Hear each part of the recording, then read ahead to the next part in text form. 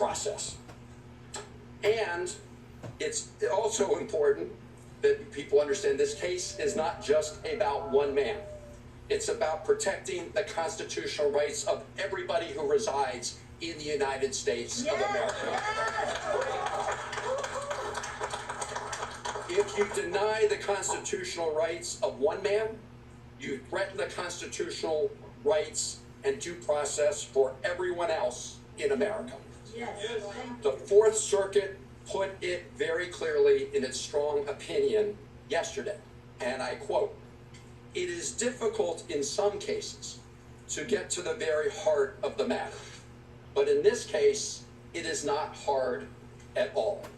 The government, in this case the Trump administration, is asserting a right to stash away residents of this country in foreign prisons without the semblance of due process that is the foundation of our constitutional order. Further, it claims, in essence, that because it has rid itself of custody, that there is nothing that can be done. This should be shocking not only to judges, but to the intuitive sense of liberty that Americans far removed from the courthouses still hold dear." They summed up the issue at stake perfectly.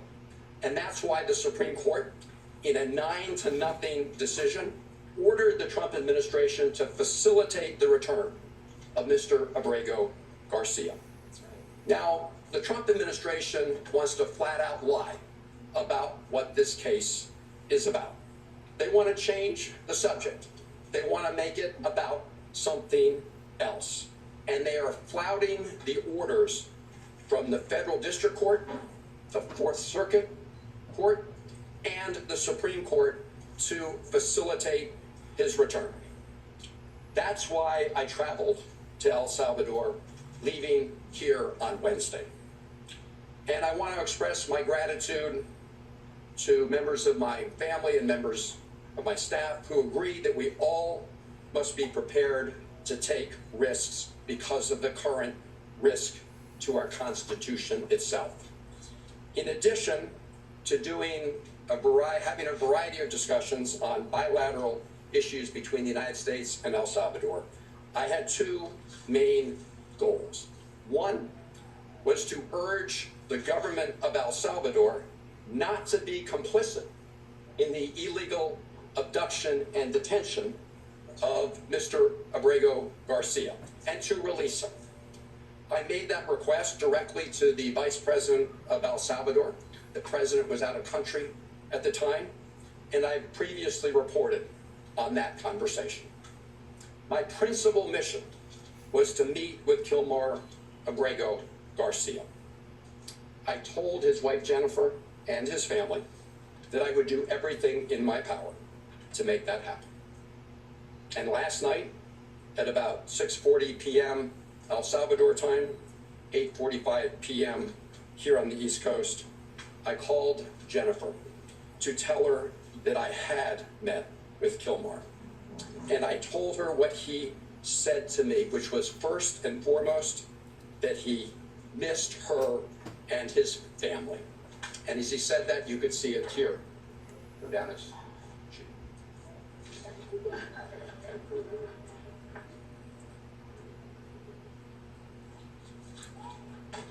Now, getting a meeting with Kilmar was not easy. On Wednesday, I met with the Vice President of El Salvador and asked if I could meet with him. The answer was no. I asked if I returned the following week whether I could meet with him. The answer was no. I asked if I could call him on the phone. The answer was no. I asked if his wife Jennifer could call him on the phone. The answer was no. No to his wife, no to his mother, no to his lawyers. So the following day, which was yesterday, I decided to give it another try by driving to Sikot. Sikot is the notorious prison where Kilmar was taken when he was abducted. I was accompanied by a lawyer for Kilmar's wife Jennifer and mother Cecilia, Chris Newsom. About 3 kilometers outside of Seacott, we were pulled over by soldiers. You could see the rest of the traffic was allowed to go by. We were pulled over by soldiers and told that we were not allowed to proceed any farther. When I asked why, I was told that they had orders not to allow us to go any further. When I asked them if they knew anything about the condition of Mr. Abrego Garcia, they said no. And so much later in the afternoon, I was actually getting ready to catch a plane out of San Salvador back here later yesterday evening. And all of a sudden, I got word that I would be allowed to meet with Kilmar Abrego Garcia. And they brought him to the hotel where I was staying. And after that meeting, as I said, I called his wife, Jennifer, to report on some of the news of that meeting. And now I'm going to report to all of you about our discussion. When I told him that his wife and family sent their love and were fighting for Kilmar to return home every day, he said that he was worried about all of you. That was his response. How are you dealing with this horrible ordeal and nightmare for the family? He said that thinking of you, members of his family, is what gave him the strength to persevere, to keep going day to day, even under these awful circumstances. He spoke several times about your 5-year-old son who has autism. Wow. 5-year-old son who was in the car in Maryland when Kilmar was pulled over by U.S. government agents and handcuffed. His 5-year-old son was in the car at that time. He told me that he was taken to Baltimore first. I assume that was the Baltimore Detention Center. He asked to make a phone call from there to let people know what had happened to him. But he was denied that opportunity. He said he was later taken with some others from Baltimore to a detention center in Texas. And some point thereafter, I don't know whether it was a period of hours or days, he was handcuffed, shackled, and put on a plane along with some others where they couldn't see out of the windows. There was no way to see where they were going in the plane.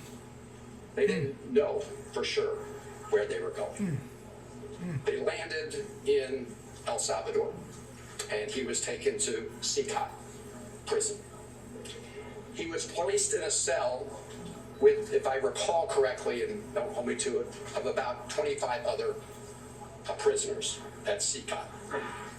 He said he was not afraid of the other prisoners in his immediate cell, but that he was traumatized by being at Seacott and fearful of many of the prisoners in other cell blocks who called out to him and taunted him in various ways. Oh, man. He told me, and this was yesterday, that 8 days ago, so I guess 9 days ago from today, he was moved to another detention center in Santa Ana, where the conditions are better. But he said despite the better conditions, he still has no access to any news from the outside world and no ability to communicate with anybody in the outside world. His conversation with me was the first communication he'd had with anybody outside of prison since he was abducted. He said he felt very sad about being in a prison because he had not committed a crime. It's a shame. When I asked him what was the one thing he would ask for, did nothing. In addition to his freedom, he said he wanted to talk to his wife, Jennifer. I told him I would work very hard to make that happen. I told him that in addition to his family, that all of you who are here today were fighting to bring him home. Yeah, they just made up stuff him about that him. his brothers and sisters in his Guy's no union, terrorist. the Sheet Metal Workers Union, were fighting to bring him home. That brought a smile to his face. I told him that millions of Americans understand that what is happening to him is a threat to their own constitutional rights. I told him about the decisions of the federal courts, the district court, the Fourth Circuit Court, the Supreme Court. And I think that in addition to knowing that his family was fighting for him, all of that gave him strength. The fact that all of you here were fighting for him. I want to say something about the Trump administration's efforts to change the conversation about what this case is about.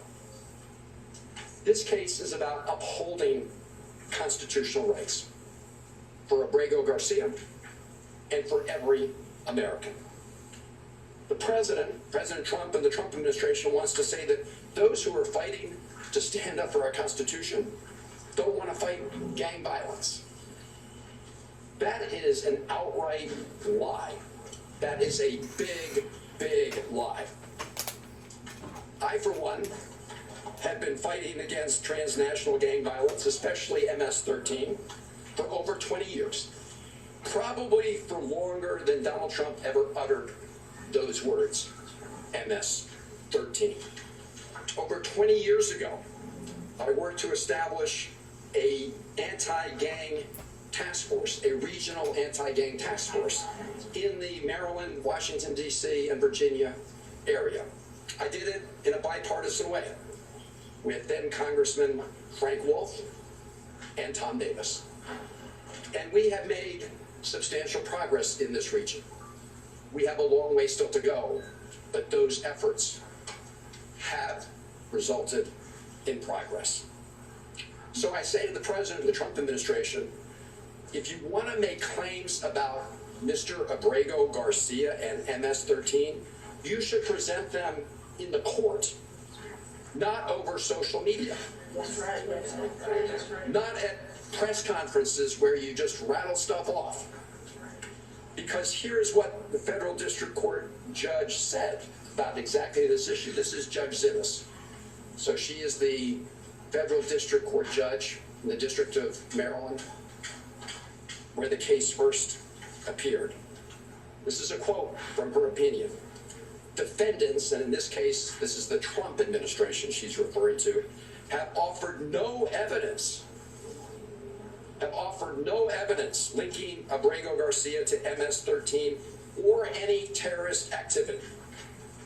And vague allegations of gang association alone do not supersede the express protections offered under the INA, unquote. She emphasized this point, and I'm quoting, "No evidence before the court connects Abrego Garcia to MS-13 or any other criminal organization," unquote. In other words, put up in court or shut up.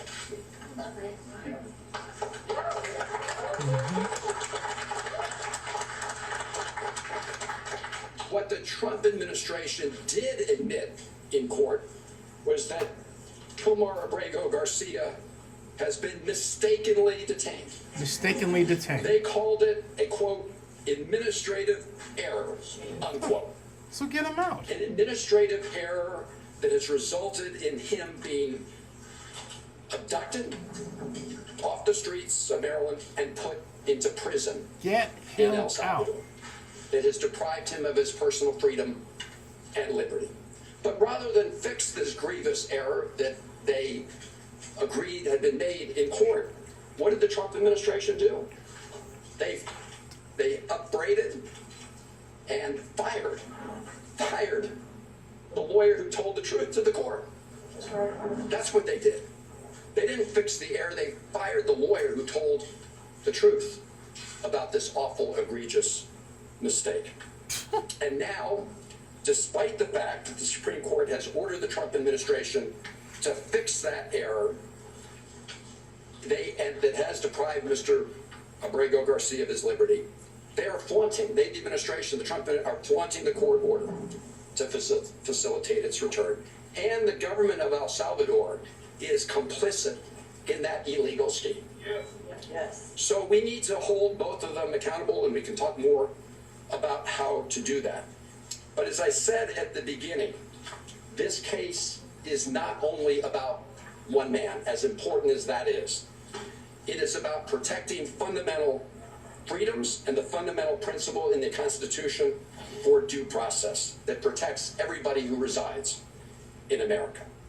This should not be an issue for Republicans or Democrats. This is an issue for every American who cares about our Constitution, who cares about personal liberty, who cares about due process, and who cares about what makes America so different, which is adherence to all of those things. This is an American issue. Right. That's right. Now I just want to take a moment. I hadn't planned to do this, but as I was landing on the airplane, I got a transcript of some questions President Trump was asked at the White House today about what I would call Margarita Gate. I don't know if you guys have been following this, but President Bukele, after I met with Kilmar, did this tweet showing us at a table with these two glasses. So here's what happened. When I first sat down with Kilmar, we just had glasses of water on the table. I think maybe some coffee.